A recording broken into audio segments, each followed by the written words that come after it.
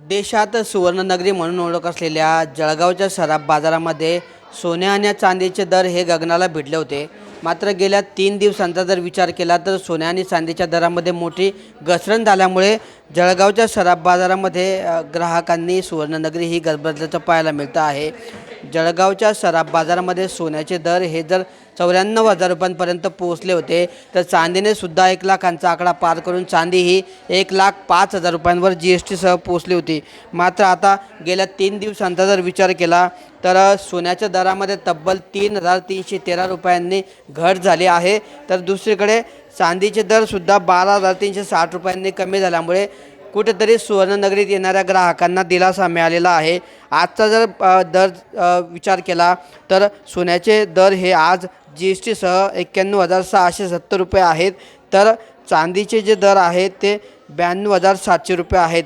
त्यामुळे कुठेतरी एकंदरीतच सोन्याचे भाव जे उच्चांकी गाठली होती तर सोन्याचे भाव कुठेतरी कमी झाले आहेत आणि त्यामुळे काही प्रमाणात का होईना या ठिकाणी ग्राहकांना हा दिलासा मिळालेला आहे.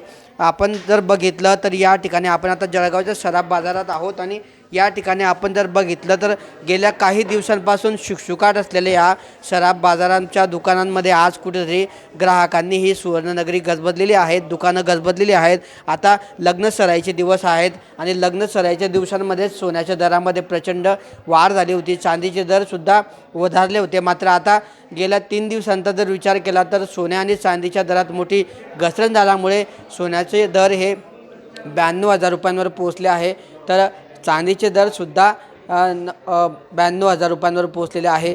त्यामुळे एकंदरीत 1 लाखांचा टप्पा गाठलेला चांदीचे दर कमी झाले. तर दुसरीकडे 94,000 रुपयांवर पोहोचलेली चांदीसुद्धा 90,000पर्यंत सोनं 90,000 रुपयांपर्यंत आल्यामुळे आता कुठेतरी लग्नसराई निमित्ताने सोनं चांदीची खरेदी करणाऱ्या लग्न वधू किंवा वर मंडळीकडील तसेच जळगावच्या सराफ बाजारात खरेदीसाठी बाहेर पडणाऱ्या नागरिकांना मोठा दिलासा मिळाल्याचं या निमित्ताने पाहायला मिळतं आहे.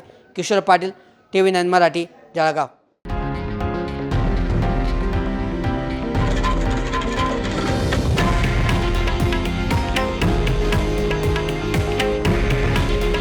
हे आहे देशातील नंबर 1 न्यूज नेटवर्क आणि आपण पाहत आहात TV9 मराठी. काळजी तुमची, हित महाराष्ट्राचं.